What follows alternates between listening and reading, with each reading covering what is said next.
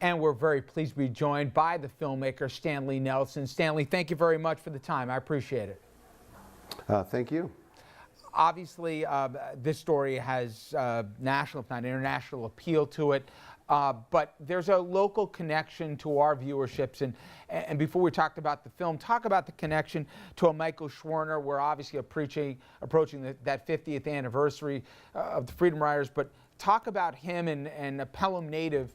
He obviously one of the infamous names attached to that tragedy.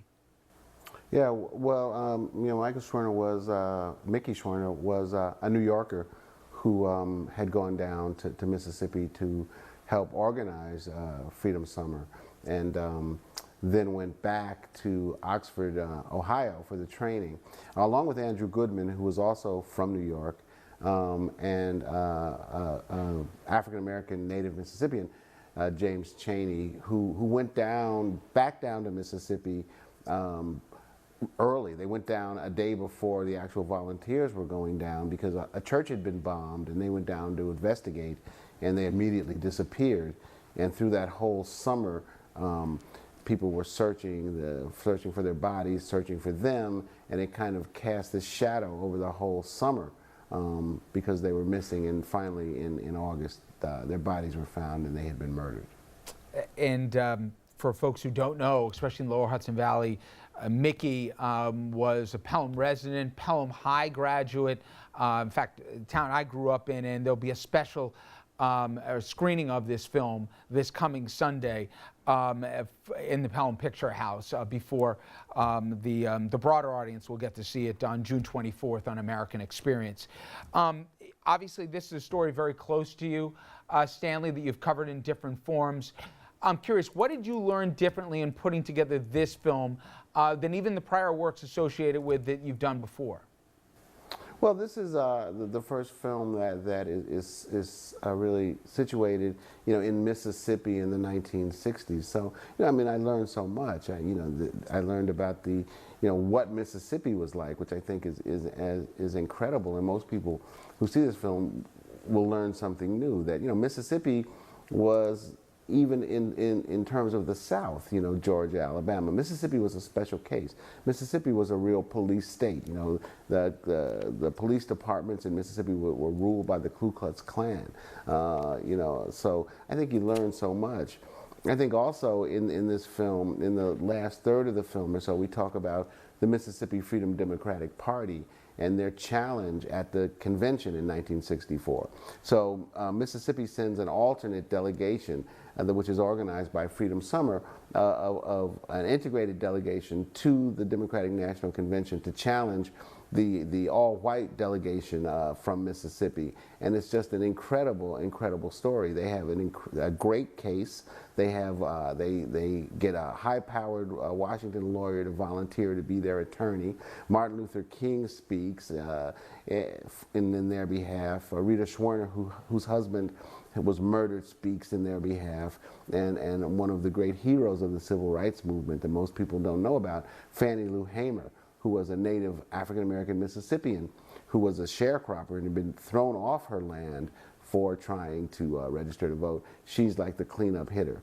But one of the things that is just amazing about this whole story is Lyndon Johnson is working behind the scenes to stop them, to stop their challenge. And what's so enlightening for me and so many other people, I think, will be that Lyndon Johnson recorded his phone calls. So you hear, how politics works. You hear Lyndon Johnson trying to work behind the scenes to shut down the challenge from the African Americans from Mississippi. And you hear Lyndon Johnson on the phone saying, do whatever you can do, but don't bring my name into it. Don't let anybody know that I'm part of this.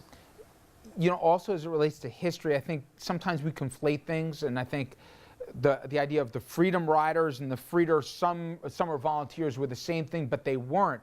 The Freedom Riders had an idea of what they were walking into, but I think in the film you'll show that a lot of college kids, these Freedom Summer Volunteers, had no idea what they were walking into. And obviously the movement started well before '64, but that summer that's the focus of this film, it's not one homogeneous population. You got different groups with, I guess, different expectations. Yeah, I think that one of the things that happened in Freedom Summer was that the idea was to invite, 700 to 1,000 college students, mainly white college students, down to Mississippi to kind of jumpstart the civil rights movement in Mississippi, because up until that point, it was thought by most of the people working in the civil rights movement that you have to kind of avoid Mississippi. We'll work our way up to Mississippi, but we're not ready in 1964 to kind of take on Mississippi, because Mississippi is too violent. It's just too violent for us to really take on Mississippi. But certain groups, this Student Nonviolent Coordinating Committee and CORE, the Congress of Racial Equality, said no.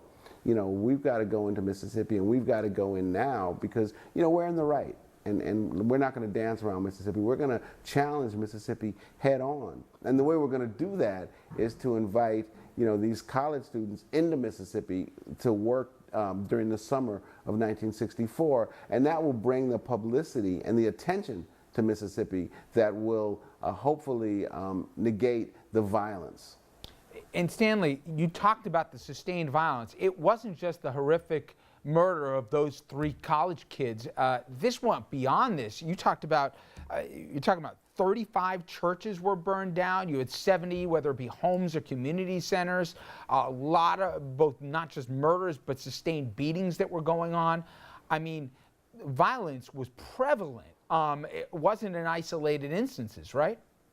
No, what happened in Mississippi was in the spring, as word leaked out that there was going to be this Freedom Summer, and this, as white Mississippians saw it, this invasion of these college students and these communists, into Mississippi, that Mississippi then kind of geared itself up for this invasion. And what they did was start the violence right there.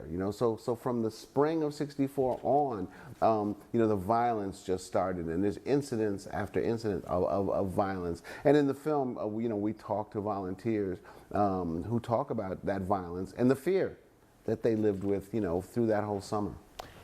And there's a relevancy, finally, for this, Stanley, and not just because of the anniversary to this, but we're seeing rollbacks when it comes to voting rights in ways that I imagine at least, when people went through this fight in the 60s, that they never thought they'd see again. But in many ways, history in small ways at least is repeating itself.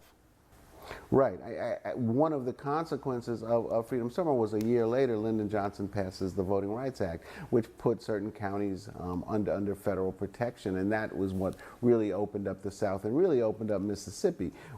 Because before, you have to understand, in Mississippi, black people couldn't even go to register to vote. So they would go to try to register. They would be refused. That would just happen over and over again. That they would have to pass a literacy test, and basically, as one person says in the film, there was no way you could pass it. You had to be white to pass it.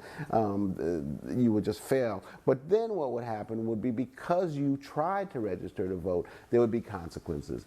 So they would print your name in the paper. They had a column that said, these people tried to register to vote this week. And then at that point, it opened you up for any kind of reprisals that they could think of to come. And those were not only violent, but those could be, being thrown off your land if you were a sharecropper. If you had a small loan, let's say you had a business, you were a mechanic or a beautician, and you had a small loan, the bank would call your loan in. Anything could happen simply for the act of trying to register to vote. Although you would inevitably be refused, there would still be consequences simply for trying. Amazing. And again, folks, there's a local connection to this story. One of those 3 Freedom Riders who was killed was a Westchester resident from Pelham. There'll be a screening this Sunday. And then obviously, folks, you'll be able to see this film on June 24th at 9 p.m. on PBS American Experience. And I know it's going to be at Sundance and other places as well. Stanley, I really appreciate a few minutes. Thank you so much. Oh, it was my pleasure. Thank you.